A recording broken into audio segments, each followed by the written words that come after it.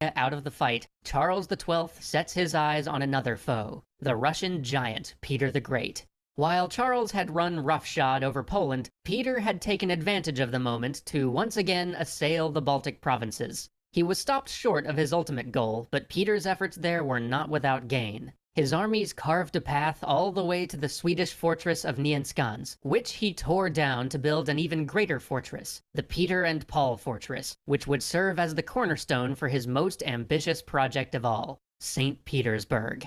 He would erect a new city here, one grander and more modern than anything Russia had ever seen. This would be his gateway to the West, his port that tied Russia into the economic life of Europe. It would be his new capital, on which he would spare no expense, in treasure or lives. This was to be the culmination of his legacy, the embodiment of all his ideas on westernizing Russia, on becoming a naval power, on embracing European art and science and culture. But for that to be the case, Russia would have to succeed in holding on to these gains, something that Charles XII could not abide. Throughout 1704 and 1705, Swedish forces tried to take Peter's great fortress, but time and again they were repelled. Soon costs started to mount, and men that could ill afford to be lost died for little gain. So Charles revamped his strategy and blockaded St. Petersburg. While the blockade dragged on, he began marshalling his main force for a march to the east.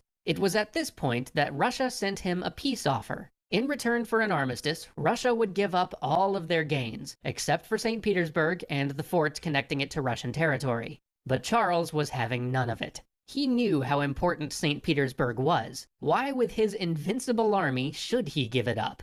So Charles marched east, braving horrible weather and dangerous crossings to move with his traditional lightning speed. As he pressed forward, Peter fell back and back. Each defensive line Peter's commanders had planned to entrench was taken before their men could even unpack their spades. But even this march could not make up for the time Charles had lost trying to make Poland support his puppet king. In the years that had followed his initial victories over the Russians and the Polish-Lithuanian forces, Russia had not only seized and fortified what would become St. Petersburg, but reinforced it, and kept reinforcing it.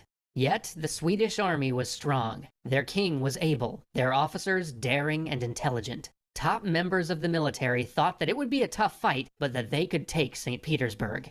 They drew up plans and submitted them to the king, who swore them to utmost secrecy about the plans they had concocted. And so the officers marched, thinking their objective to be St. Petersburg. But soon they found themselves near Minsk. Wait a minute, that wasn't on the way to St. Petersburg. Charles had marched them in a different direction, and there was only one place they could be going from there. He was marching them to Moscow.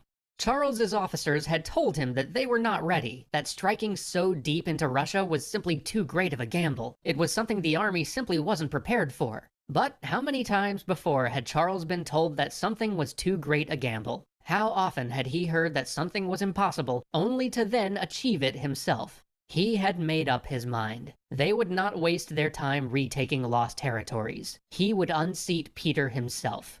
The first two rivers they crossed with little opposition, being slowed only by the fact that the retreating Russian forces burnt every bridge along the way. Tartar horsemen also harassed them continually, but this seemed a minor nuisance. They were making good time through bad country. But then, at the Wabis River, they found a large enemy force barring their passage. The position held by the Russians was daunting. The Swedes would have to traverse marshy ground to get to them, and beyond that was a forest which might hide yet more troops. But Charles saw a way. The enemy line had a gap in it along a swampy area that the Russians clearly thought was impassable. Charles personally led his army across 1,500 yards of killing ground to reach this swampy area. At one point, his men were shoulder-deep in water. The enemy line was split. The Russians tried to use numbers to heal the breach, but heroic actions from the Swedish cavalry prevented any joining of Russian arms. Soon the line began to collapse. The crossing was theirs. Once again, the Swedes had triumphed against impossible odds.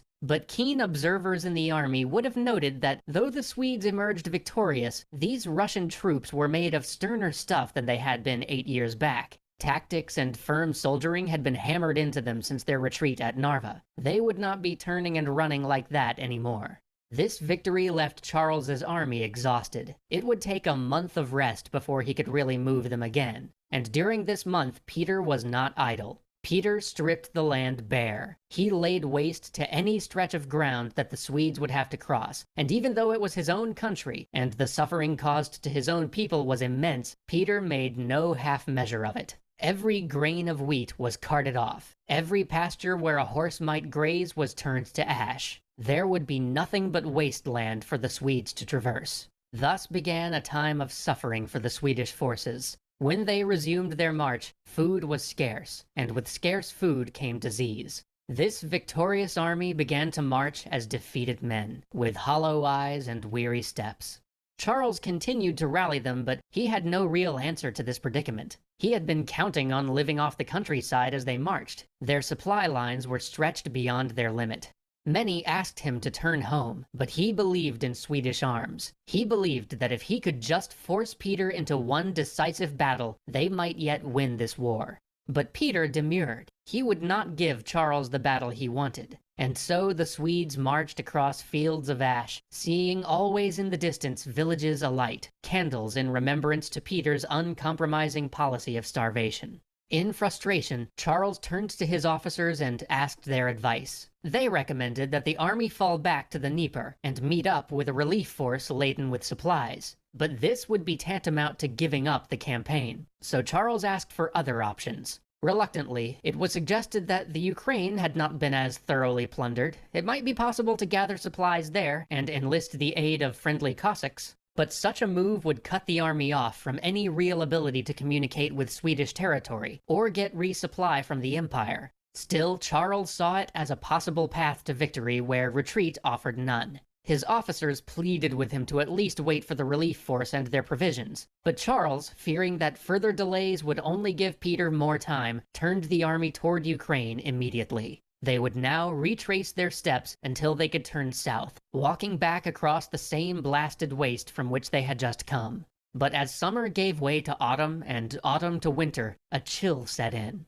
Then a deep cold. Then a freezing, bone-gnawing frost. And not just any frost. This was what is known today as the Great Frost, the coldest winter Europe has experienced in 500 years. Rivers froze from the Thames all the way down to the lagoons of Venice. And this frost served Peter well. By the time the winter of 1708 and 1709 came to an end, Charles had only 20,000 remaining men able to fight, less than half the number he'd begun this campaign with. Half of his undefeated